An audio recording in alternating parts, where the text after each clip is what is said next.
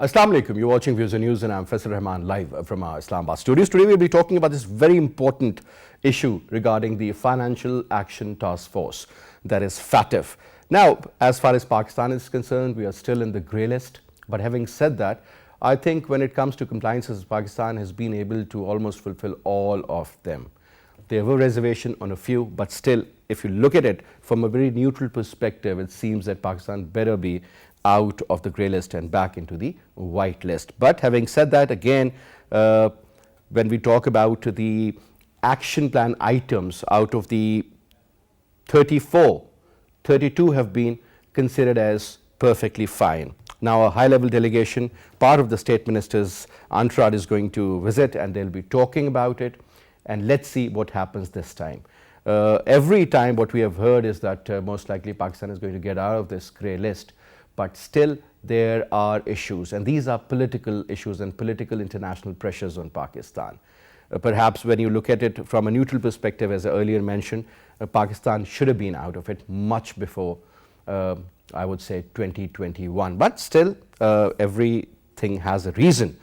Today, we'll be talking about that in detail now, what exactly is supposed to happen and what most likely is going to happen. There is a difference. But our production team has prepared a package. Let's watch that first, and after that I'm going to introduce you to our panelists and we'll talk about it. A very significant and crucial plenary meeting of Financial Action Task Force is being held in Berlin, in which delegates representing 206 members of the global network and observer organizations, including the International Monetary Fund, United Nations, the World Bank, and the Egmont Group of Financial Intelligence Units, are taking part under the presidency of Dr. Marcus Player from 14th to 17th June 2022. The outcomes of the FATF Plenary will be published on Friday 17th June after the close of the meeting. This plenary meeting is quite crucial for Pakistan, as the country is expecting a real relief from the financial watchdog, as Pakistan, through its strong political will, has left no stone unturned to satisfy and implement almost all the conditionalities and points of the FATF action plan. In order to represent Pakistan and its respective sincerity towards the FATF Financial Action Plan, Minister of State of Foreign Affairs Hannan is leading a senior level delegation which is representing Pakistan at this plenary meeting. Hannan, also the chair of Pakistan's National FATF Coordination Committee, will present a review of Pakistan's progress under the 2018 and 2021 FATF action plans, as well as will hold meetings with the incoming and outgoing FATF presidents, executive secretary of the FATF, and heads of delegations of FATF member states to apprise them of the tremendous progress made by Pakistan for completing both FATF action plans. There are many high hopes that Pakistan will get out of the grey list because of the substantial progress not only in the realm of the satisfying demands of the International Watchdog for Financial Crimes, but also because, according to the media sources, Pakistan's recent international level diplomatic efforts have led Turkey, China and Malaysia to vote in the favor of Pakistan. Now, to talk about it, we have with us in our studio, on my right is Abdullah. Yusuf needs to introduction, is the former chairman of FPR. Thank you very much, Abdullah Yusuf, for your time, sir. Welcome. And on phone, we'll be talking to Anwar Iqbal, senior journalist from USA. And on Skype, we have with us senior economist and a world-renowned person in this particular field who has advised 12 of the Fortune 500 companies, Mr. Shikoh Atif. Thank you very much for your time as well, sir. Pleasure to have you in the program. Thank you very much. Now, let me start off from you, sir. Now, Germany is hosting a 4-day FATF Plenary 2022 plan in Berlin now. But still, sir, a lot of people believe that again this time Pakistan might not get out of perhaps this particular program of FATF. Now, your take, sir, we have done whatever we could have done, but unfortunately things are not that great. You are absolutely right. Unfortunately, we've been going on to this problem or dealing with this problem for a long time now, and we have actually managed most of the conditionalities which were put on us. As you said, out of 34, 32 we have already completed or achieved. Now, you are also right when you are actually highlighting this point on the political side. The global problem that we have as a nation. So there is a kind of a, I would say, anti-Pakistan thinking, I would say. Otherwise, if you look at the actual facts on ground reality, they should not really have any objection now, and we must be taken out of the grey list. Correct. And put on the white list. That is more than overdue, I would say, which unfortunately. So we have been in and out a few times, but sir, since 2008, it's been almost 4 years. And that impression that you are in the grey list, I mean, that's very dubious and makes a country, you know, look bad, in fact. Yeah.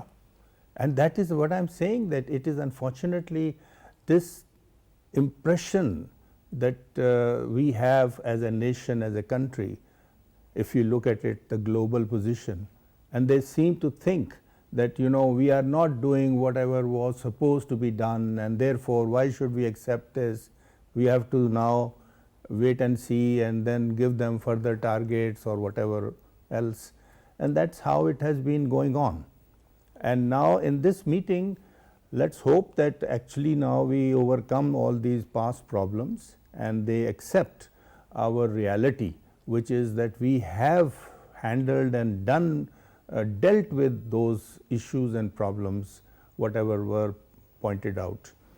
So this is something that we have to now deal with, I would say, handle it. And a lot of people believe that, you know, sometimes IMF, not directly but indirectly also, that IMF package is related to this also. And perhaps they really want that whatever designs or objectives they have for Pakistan, they should be taken care of through certain pressures. And one of the major pressures is of FATF for that matter. Sometimes they tell you that we'll withdraw the GSP plus status regarding your exports.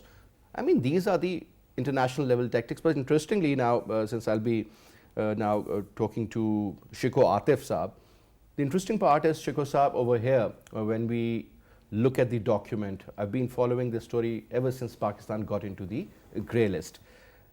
We did a lot. Our national action plan, our national security policy, all are interlinked with this. You talk about terror financing, or you talk about money laundering, and there were so many other points also in that. As far as compliance is concerned, I think Pakistan couldn't have done more than this.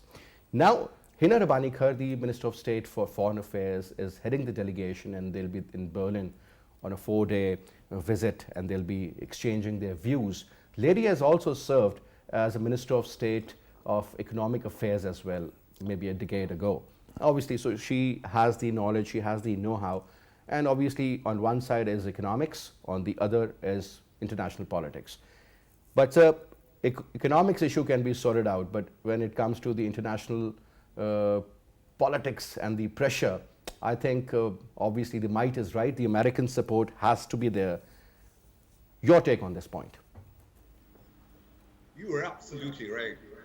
There is certainly political arm twisting going on, disguised as FATF policies. The Asia Pacific group, which is part of FATF, has thrown the sink along with everything else at Pakistan. And to be honest with you, the way as a nation we've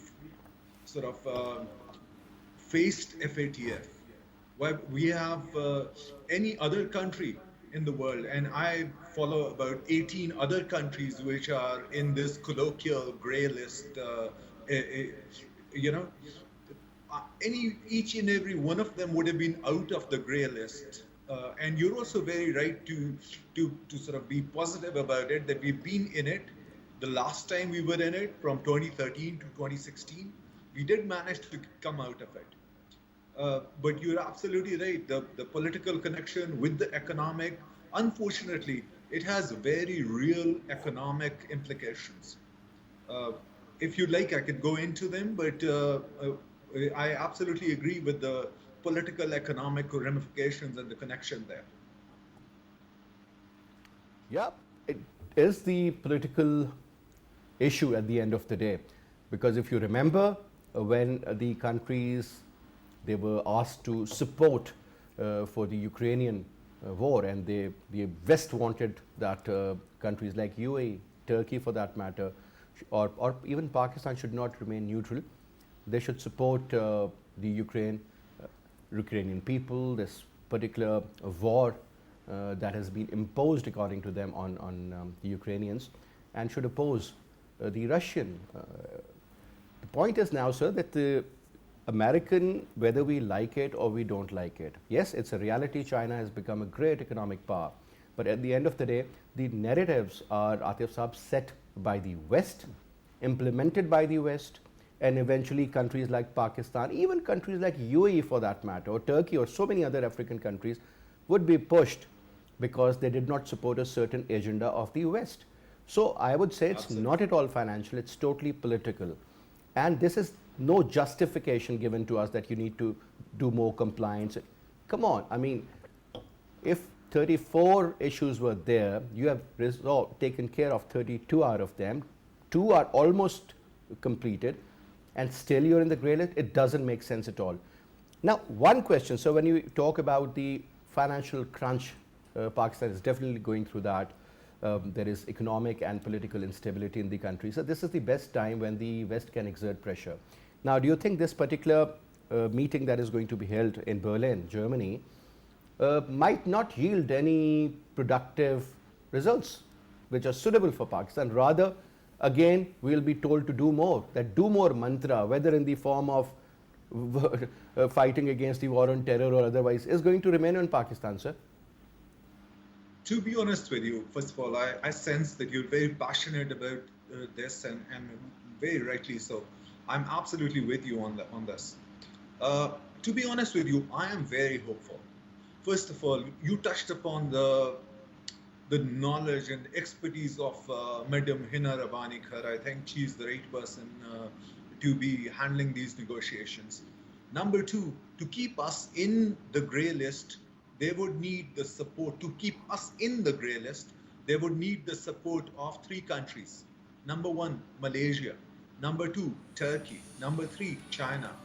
And the 3 of them are not as willing as maybe our neighbors to keep us in the grey list. So it will be difficult for them to keep us. And we have done such an amazing job. I am so proud of the way we have gone, in spite of our lack of resources, in spite of the dire economic situation we find ourselves in, the way we have complied with each and every one of their demands. I'm very proud of that, and kudos to actually the GHQ, which set up a department sort of completely to coordinate all the ministries and departments and institutions so that we move forth as a nation. And we, as you put up, we did a lot on the legislative front as well against anti-money laundering act, foreign exchange transactions, you name it. So I am very hopeful. Now, Abdullah Saab, all right. Now, Abdullah Saab, obviously, when we talk about the bloc politics, the former Prime Minister Imran Khan Saab used to say that, we do not believe in that. We are not following any certain bloc. But, sir, at the end of the day, bloc politics at the international level is a reality. When the American president takes charge, anyone, whether from the Republicans or from the Democratic Party or otherwise, he would always end up saying that we have 2 adversaries, Russia and China. Now, Russia and China are getting closer, so definitely forming a bloc, an Asian bloc versus a Western bloc. And countries like Pakistan, for that matter, are forced to be a part of the Western bloc, whereas technically speaking, we need to create an equilibrium, which is going to be very, very difficult. But, sir, Indians have done that. I was listening to an interview of Mr. Jaishankar from India in Davos, and he said, well, our policy is very straight. We will follow what suits us. Nobody can dictate us. They are having a strategic partnership with the Americans and a strategic partnership with the Russians. Yes, their adversary is China, but look at the trade. Hovering around $100 billion, sir, bilateral trade, that's huge. So, and when you talk about issues, I think if you apply all these conditions on them, I would say that on half of them at least, they will miserably fail. Yet enjoying the status of the white list. Isn't it funny? So these are the dual standards of the West, Abdullah Sahab.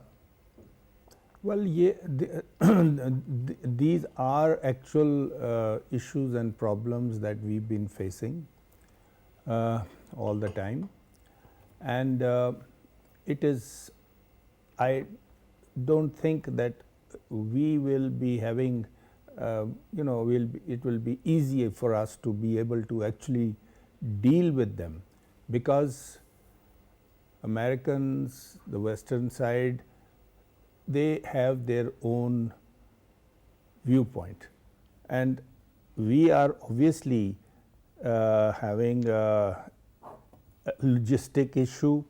We are in the Far East, and because we happen to be closely kind of associated with China, then Russia, and then India even, they are not happy with that kind of a situation as far as Pakistan is concerned, and they will always have a negative viewpoint whenever they are. So this arm twisting is going to continue, sir? In my view, I can't see this happening overnight.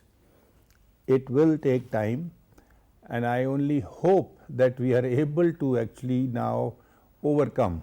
Do you think this issue sooner or later will be linked with the CPAC? Maybe they want us to slow down the work on various projects, or perhaps shy away a little from the Chinese. Yeah. But sir, they have helped us in thick and thin. How can we do that? That is another issue that they are actually trying to, highlight and deal with it from their side, because that CPAC is a very, very important project, I would say, from our point of view and China's point of view, and we have to take it forward.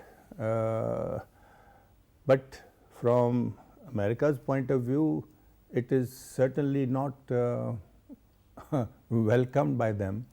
They are against this thing that is going on. Then they want that we should not really move in that kind of a direction and listen to them, do something like that, which is again not in our interest. This is what I feel. The other day, sir, I was listening to the conference of DG ISPR, and he very categorically mentioned about one thing, that the visit of the Chief of Army Staff, General Bajwa, was a very historic and successful one. And definitely military issues must have been the major, area of the talks, perhaps bilateral trade, which isn't the military's domain, but still, when we look at the engagement as far as military to military or other projects like JF-17 Thunder, or for that matter regarding the energy projects or so many other major, I would say, mega projects about the CPAC. But having said that, sir, we need China. One thing is for sure, sir. Absolutely. We can't afford to shy away, because we have never been betrayed by the Chinese. But yes, sir, we have been betrayed by the Americans, not once, twice, on many occasions. Absolutely. I wasn't born in the 1971 war, but I still hear from older people that they in fact promised us that their 7th fleet perhaps is going to come and rescue. Never arrived. So we lost East Pakistan. You talk about Kashmir issue, the Americans from all I would say, political parties say, well, it's a bilateral issue, India and Pakistan. Well, the United Nations says that it's not a bilateral issue. It has to be resolved according to the wishes of the people of Kashmir. Nothing has been done on that as well, sir. So political pressures are there, diplomatic pressures are there, and perhaps they want somebody to be in charge who will listen to them and follow what they say. So this is the name of the game now, isn't it? Yeah, that is absolutely right, because this is in fact what they are trying to achieve.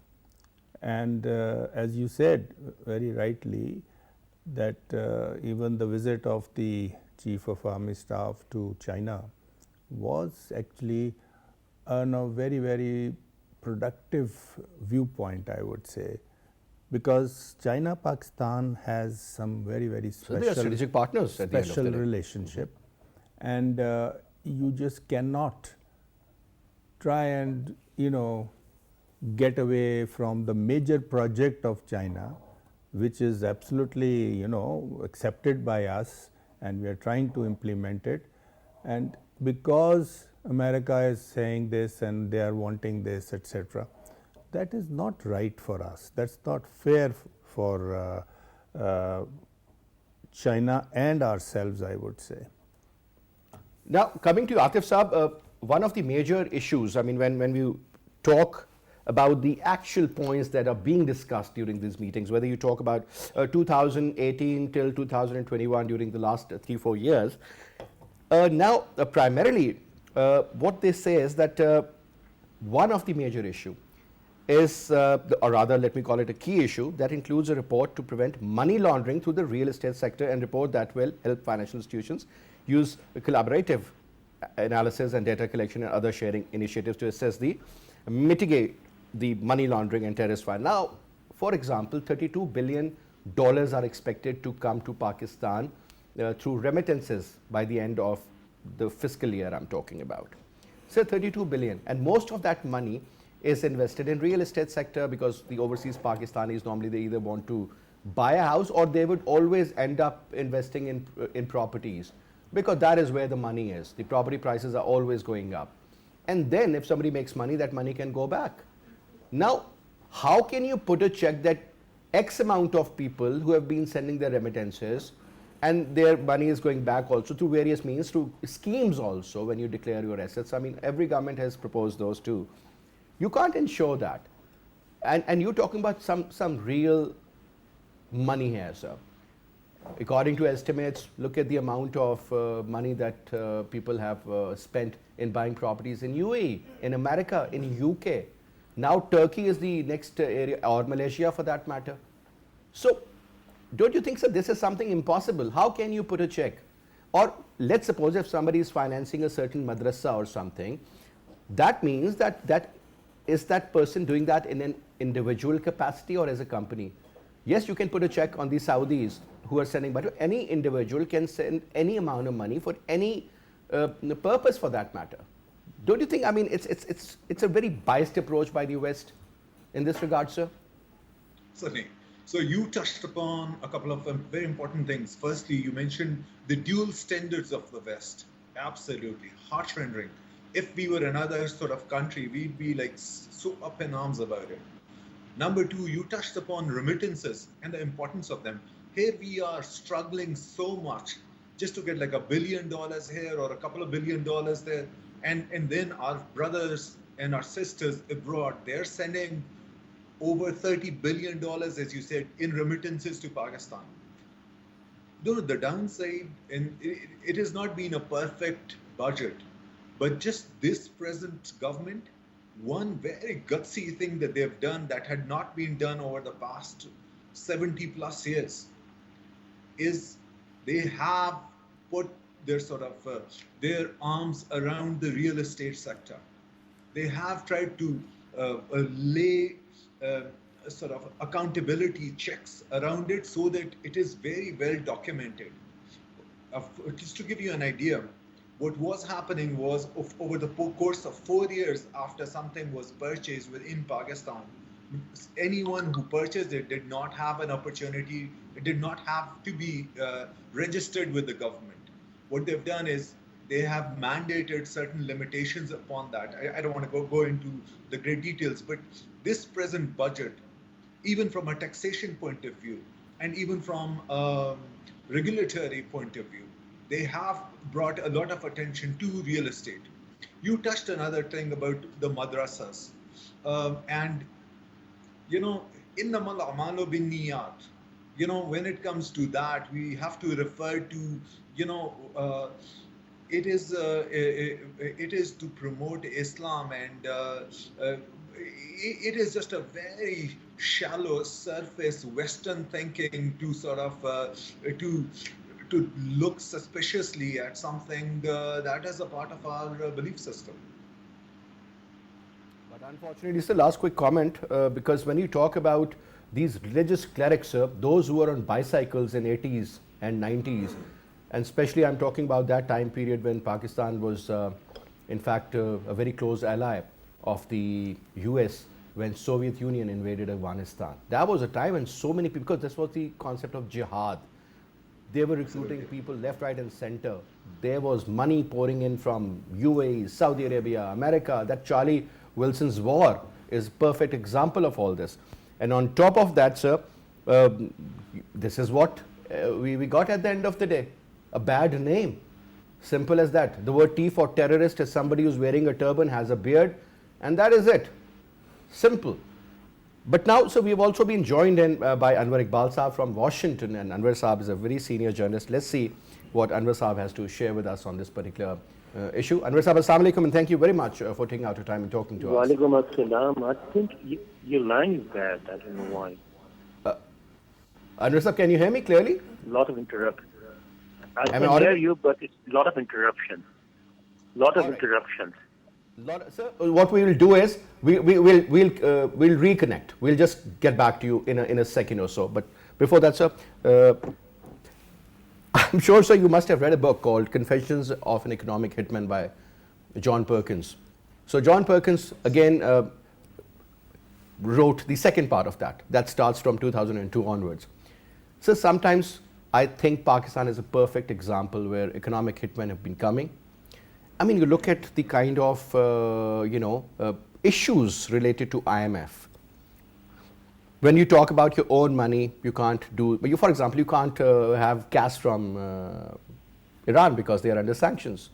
You can't do X number of transactions with certain countries because you're being monitored, and those are perhaps under the radar of the Americans. And on top of that, last but not the least, against all odds, you've become a nuclear power. A kind of a bankrupt nuclear power.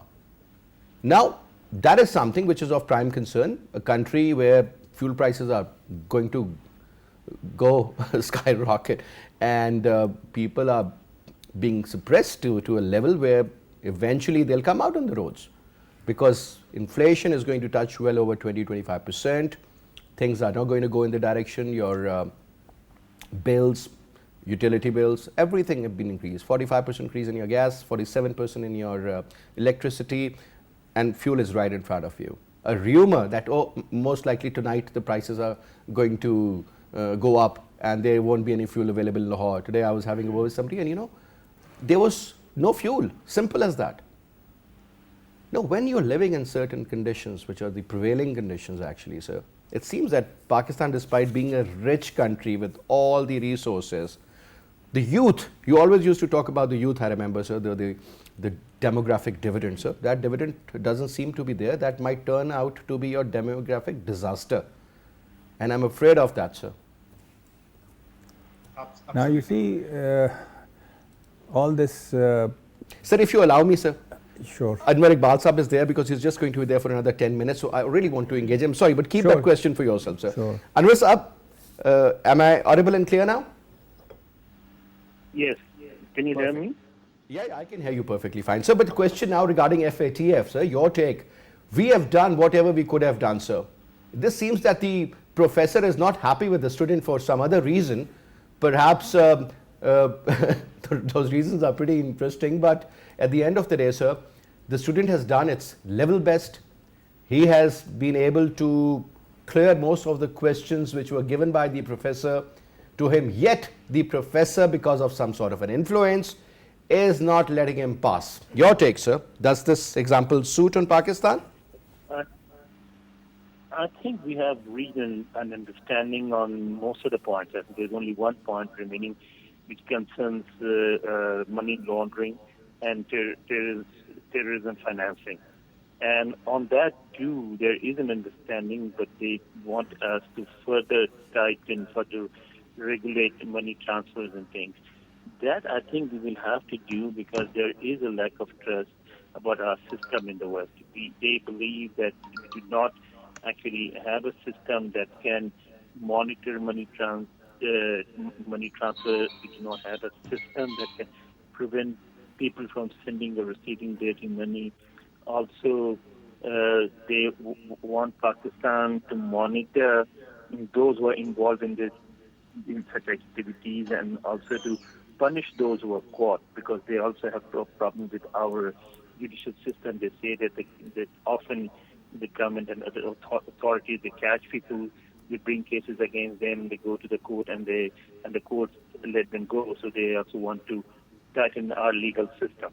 So I think this time, I'm quite hopeful. I think this time they'll reach an understanding and they will be able to resolve this matter. And the reason is that there is also some sort of thinking in Washington and other Western capitals that further pushing Pakistan on financial issues can destabilize the country. And therefore, I think this time they appear willing to give Pakistan a break. Now, Anwar Saab, another important point, I mean, money laundering. Look at the amount of money that is transferred from the third world countries to the first world countries through the multinational corporations or maybe through corruption or other ways. That's in trillions of dollars I'm talking about, and I'm sure you know the number better. So, and then terror financing. I mean, money laundering for the sake of money laundering, you know, because I want to transfer an X amount of money from Pakistan to UK for that matter, doesn't mean that that money is going to be used for terror purposes. Don't you think, sir, one has to distinguish the difference, number one? And one has to be a little strong, sir. We should listen to FATF, but we should also put our demands there as well. No, we do not have a choice, actually, because we are just alone. I mean, the only country that actually speaks for us is China, and sometimes China is also quiet on certain issues. And therefore, we do not have much of a support within the FATF or the United Nations or other international, but on other international platforms. So we do not have much of a say in these matters. But I think it is also in our interest to regulate money transfers to make sure that everything that say above $500 or $1,000 goes through the system, that people know where it is coming from, where it goes. I mean, even sitting in Washington or London, you can easily talk to people around you, Pakistanis around you, and they can arrange for transferring up to $200,000, $300,000 from to Pakistan or Pakistan to here without involving any bank or any government system. That should not happen. That is also bad for the country. So I think this is something that we should do something about. We should do it and do it as soon as possible. That's the issue. Now, Abdullah, Yusuf Saab, another important factor, since we were talking about the investment by the non-resident Pakistanis or overseas Pakistanis, normally in real estate. Now, this Russian-Pakistan program was very interesting as well. They would end up getting a certain amount of loan at 1% from USA, deposit that money in the Russian-Pakistan program, and end up getting about 6-7%. And if they are there for 3 years, I mean, that money will become theirs. You know, they are paid off everything. Interesting ways to sort of, get the money in the Pakistani banks or in the system. Now, sir, my question is, yes, we do understand that these multinational companies do come to countries like Pakistan. For example, multinationals are everywhere in the world. And they make a good amount. Nestle, for that matter, in Pakistan, their profits are well over $1 billion a year, maybe more than that. I mean, you talk about water, you talk about any product, and they are selling it. Nobody ever thought water is going to be sold in Pakistan, but yes, it's a reality now.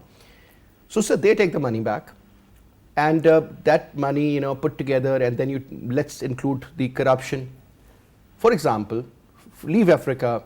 Let's talk about the northern African countries. Hosni Mubarak, along with his wife and his son, they were worth around $130 billion. That is like 33% of the total economy of Pakistan, sir.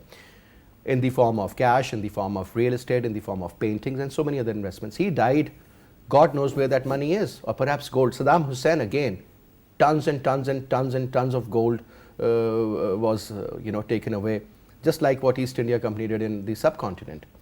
This is the modern way to invade a country and take everything out and sign 100-year oil contracts or something of that sort. Let's talk about another gentleman who was also killed by his own people on the behest of the Americans. He was Colonel Muhammad Gaddafi. Gaddafi was killed, and he was also known to be a super rich man, sir, because he was in power for almost 40-45 years. And I can give you so many other names. Where is his money?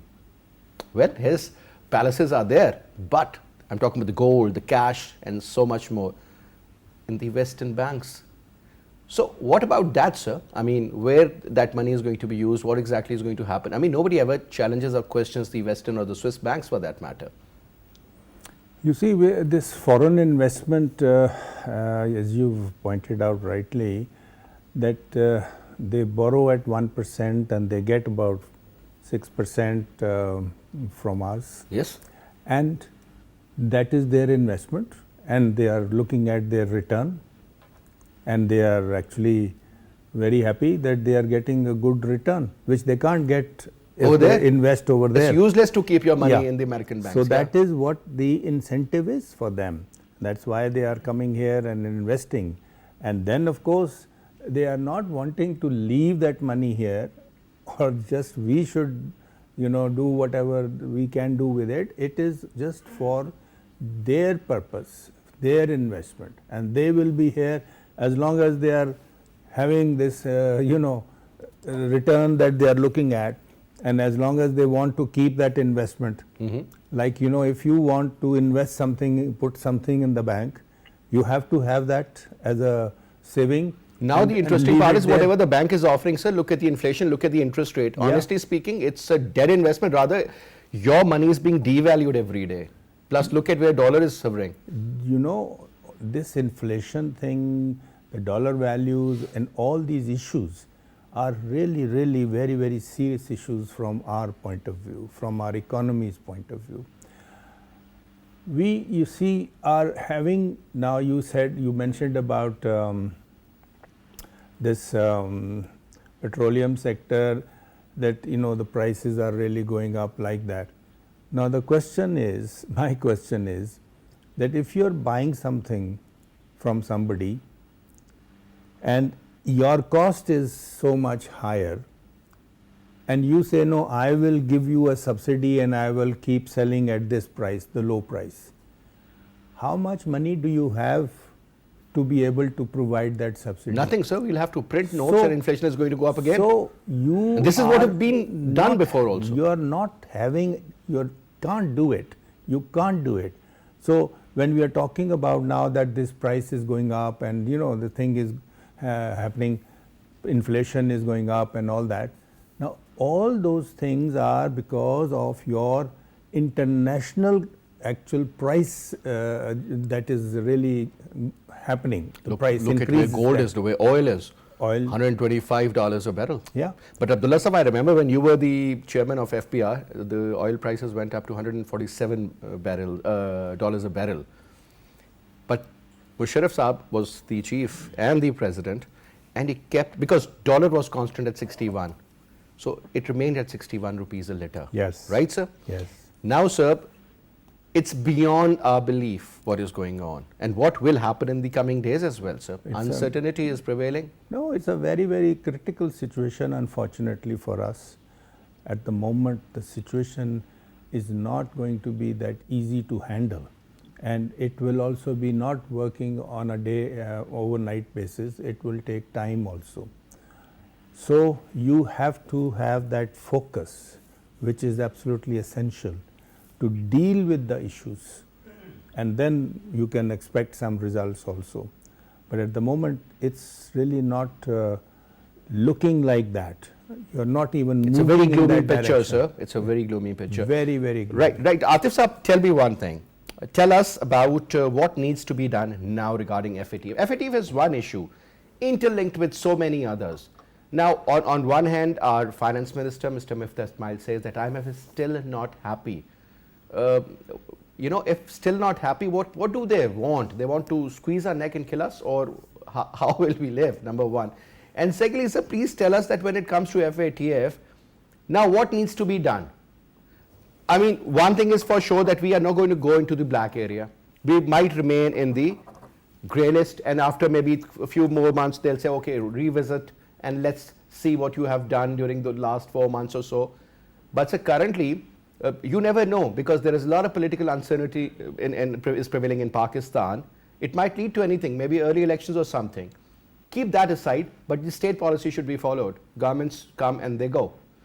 Over here, sir, This issue has been there for quite some time, will remain, no matter what you do. So now, do you think any particular demand has been put on the government of Pakistan that you need to do this, or we will remain in the grey list? And if we remain in the grey list, sir, what are we losing then? Certainly. So, if we stay in the grey list, this has very pragmatic and very practical implications for Pakistan. In this day and age, when interest rates, which is in economics, they call it the price of money, that money is becoming expensive now. Interest rates are increasing not only in Pakistan, but in the West as well. So when someone is in the grey list versus, as you put it, in the white list, the price of money goes up. And as everyone knows, Pakistan is trying to raise money, borrow money from wherever it can. So something that we would, if we are in the white list, we'd pay like $1 for. If we are in the grey list, we'll pay $5 for. So it is really important that we become in the white list. Number one. Number two, you asked about what is it that Pakistan can do. Unfortunately, and there is something else that you touched upon, this sort of subliminal hidden connection between IMF and FATF. Yes. There is a demand which IMF has, which it can't really come out and put it in words, which is also something that you touched upon, which is, would you borrow money from us and pay it to China? Yeah. So that is something that they have. Number two, what they do with us is the West uses FATF to scapegoat its own issues. So whatever their challenges, last time we were punished, in spite of whatever we tried to do last time, we were punished because the subliminal reason was you people were supportive to Taliban in Afghanistan. That was the real reason. This time around, the subliminal reason is, why were you in Ukraine, or what are you doing with Ukraine? They don't come out and say that, but that is the real reason. So the issue is that Ukrainian issue is a European problem. Why to, sort of get Pakistan into it just because the Prime Minister was there signing a few deals or whatever was going on regarding the oil or trade or wheat for that matter, we will be importing that at the end of the day. So this is the pressure. This is what I'm saying. The bloc politics at the end of the day, sir, it seems that there is a clear-cut divide. And you can't, no matter how smart you are, you can't stay in the mid and enjoy the benefits from both. You have to have a certain line, whether you are with them or against them. This is what Bush asked our former President, General Musharraf, to. With us or against us. No grey area. So Bush was a blunt man. He actually came out and said what these people are thinking.